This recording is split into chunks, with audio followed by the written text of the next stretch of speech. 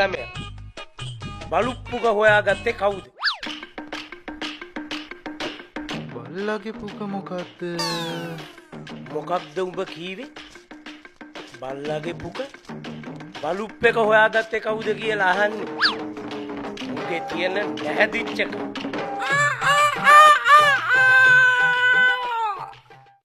දැන් ඒකත් ඕනේ. මන් දැන් අහන්න යන්නේ විද්‍යාවට අදාළව ප්‍රශ්න. ඔය ළමයා කියනවා බලන්න කුල්ලට ඉංග්‍රීසියෙන් කියන්නේ මොකක්ද? විද්‍යාවට කුල්ලක් නෑනේ. දන්නවා මේ දන්නවා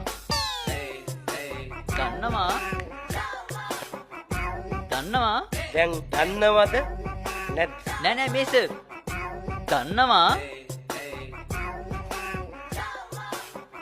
දන්නවා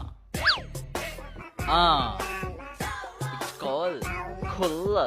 මෙහෙට වරෙන්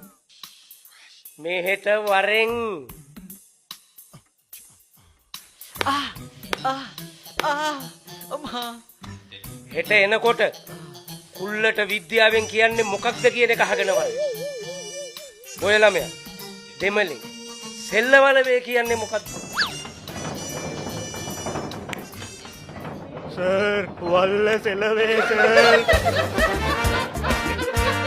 ඇඹිලි වල්ල. මං අහපු එක ප්‍රශ්නයකට මුන් උත්තර දුන්නා.